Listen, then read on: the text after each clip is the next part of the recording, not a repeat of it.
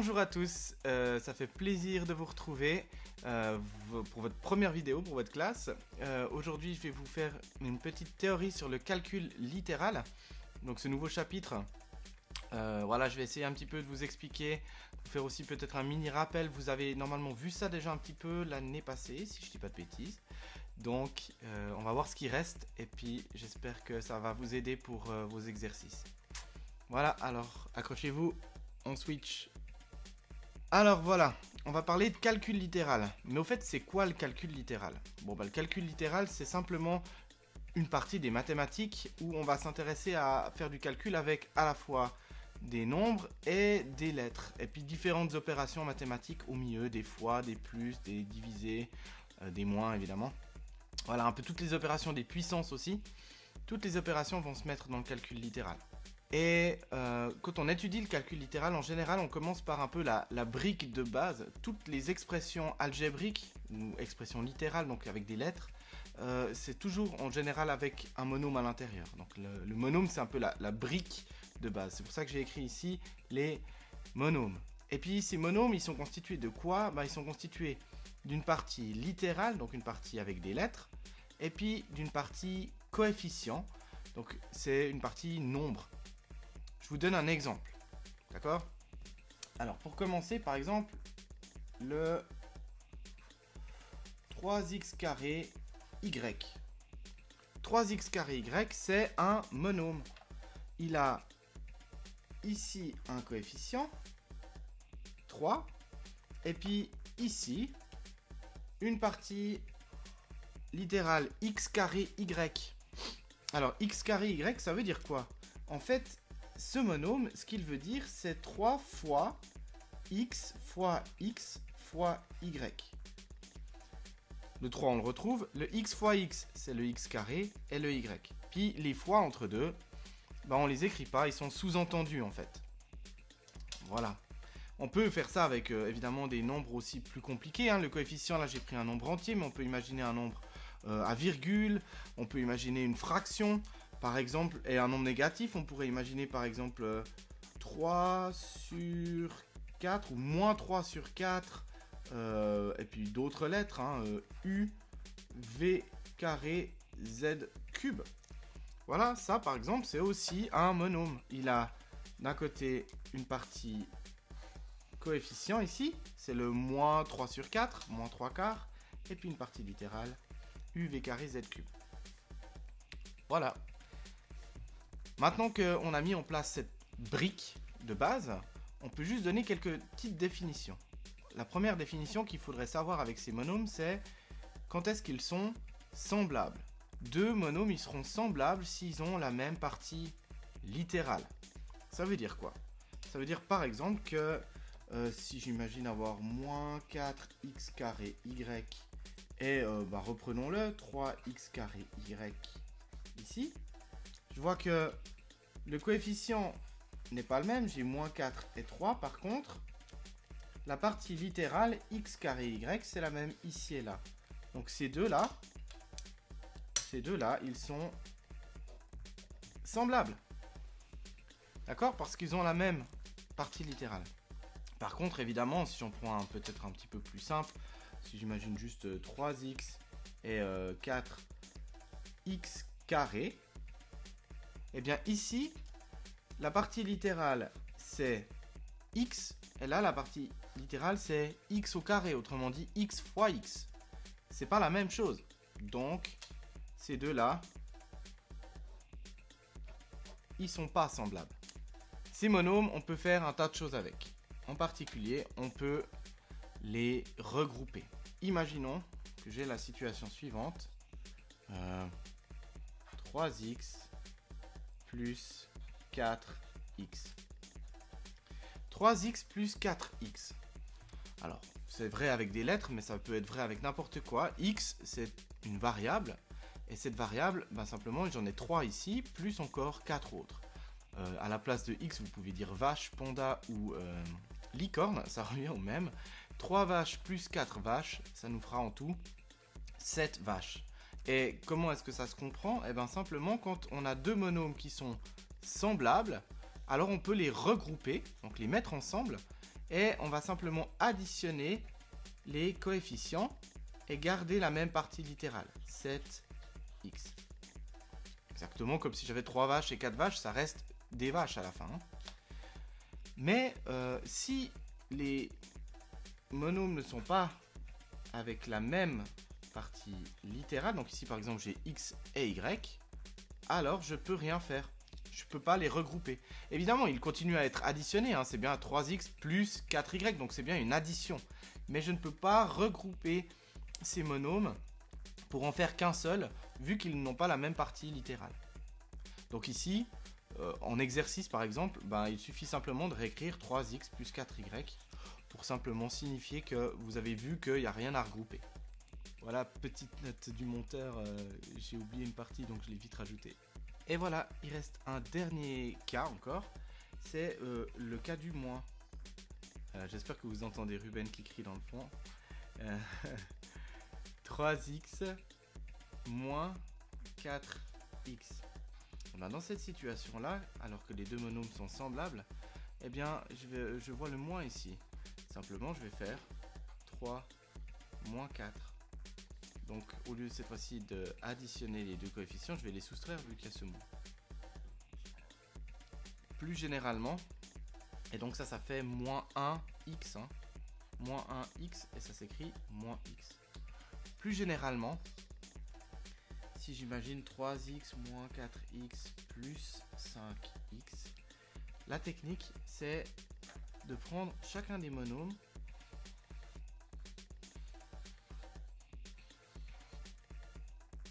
comme ceci. Chacun des monômes avec le signe. Ça me donne 3 moins 4 plus 5. 3 moins 4, ça fait moins 1, plus 5, ça fait 4. Donc ça, c'est 3 moins 4 plus 5x. Et ça me fait, j'ai dit, 4x. Pour la multiplication, admettons que j'ai 3x fois 4y. C'est-à-dire le monôme 3x fois le monôme 4y. Comme je vous l'ai dit tout à l'heure, 3x, c'est en fait 3 fois x.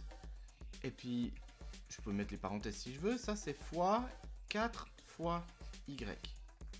Et puis, vous le savez probablement déjà, les fois, on peut toujours les faire dans n'importe quel ordre, et on peut les associer différemment. Ils sont à la fois ce qu'on appelle en maths commutatifs, ça veut dire qu'on peut échanger l'ordre, genre 3 fois 4 et 4 fois 3, ça fait le même résultat. Et ils sont aussi associatifs, on peut faire par exemple une première parenthèse fois un suivant, ou alors changer de place la parenthèse. Par exemple ici, faire 3x fois 4 et ensuite fois y, ou 3x fois y fois 4, etc. On peut le faire dans n'importe quel ordre. Alors ce qu'on va faire ici pour trouver une solution, c'est simplement effectuer la multiplication qu'on sait faire, c'est-à-dire 3 fois 4. Il n'y a que des fois là au milieu, donc je peux le faire. 3 fois 4. Et puis l'autre partie, c'est pour la partie littérale. Alors je vais garder la même couleur pour que ça fasse un peu classe, en violet. Et bien ici, je vais simplement écrire x fois y. Voilà. Donc ici, j'ai simplement changé l'ordre. Ça change rien du tout, j'ai le droit de le faire. C'est pas interdit, hein. Étant donné que c'est que des multiplications, je peux changer l'ordre de la multiplication. Si je fais 3 fois 2 fois 4, je peux faire 4 fois 3 fois 2, je peux changer l'ordre. Ça ne changera rien au résultat. Ce qui est intéressant dans ce que je viens de faire, c'est que maintenant, 3 fois 4 ici, eh bien, ça donne 12. Et x fois y, c'est xy. Voilà. Cet exemple est relativement simple. Évidemment que si j'avais eu par exemple un nombre négatif ici, j'aurais fait moins 3 fois plus 4, ce qui m'aurait donné moins 12 par exemple. Et voilà, on se retrouve pour la partie polynôme. Alors, les polynômes, c'est un peu la brique d'après. C'est celle qui est constituée de plusieurs monômes. Exemple, 3x carré moins 5x plus 2. Ça, c'est un polynôme. Il y a le monôme 3x carré, il y a le monôme moins 5x, et puis il y a le monôme plus 2. Alors plus 2, vous allez me dire que c'est un monôme un peu bizarre, il manque une partie littérale. Alors c'est effectivement le cas, on peut imaginer des monômes qui n'ont pas de partie littérale et en fait c'est du coup plus qu'un coefficient. Ici on peut imaginer qu'en fait il y a une partie littérale qui serait quelque chose du genre x puissance 0 qui fait 1, du coup il disparaît. Mais voilà, ici c'est simplement un nombre tout seul et c'est quand même un monôme. Voilà, ça c'est un exemple. Évidemment que ça peut être aussi un peu plus compliqué. Hein. Je vous en donne un deuxième. 4x carré y moins 5y plus 2x. Ça, c'est aussi un polynôme. Évidemment qu'il peut aussi y avoir, allez, je rajoute encore un petit, plus 5z. Voilà, ça c'est un polynôme. Définition qui est importante avec le polynôme et puis qui va aussi avec le monôme tout à l'heure, je ne l'ai pas vraiment dit, c'est la définition du degré. Le degré d'un monôme. Alors le degré d'un monôme, c'est la somme des exposants de la partie littérale. Je vous explique un petit peu. Imaginez un monôme, par exemple, prenons 3x carré y. Alors son degré, ce qui va m'intéresser ici, c'est les puissances dans la partie littérale, l'exposant. Il y a un 2, et puis ici, y, il n'y a rien. Mais il y en a au moins un de y. Donc c'est pas y puissance rien ou puissance 0, c'est y puissance 1. Bien entendu, on n'écrit pas le 1 parce qu'il est sous-entendu. Donc ici, le degré, c'est 2 plus 1, 3. Ce monôme est de degré 3. Je peux imaginer évidemment un autre monôme, peut-être un monôme particulier, 4x. Eh bien lui, il est de degré. Je vous laisse essayer chez vous. Il est de degré 1. Pourquoi? Parce que x est puissance 1, un peu comme le y tout à l'heure. Voilà. Il me reste à imaginer par exemple un nombre tout seul.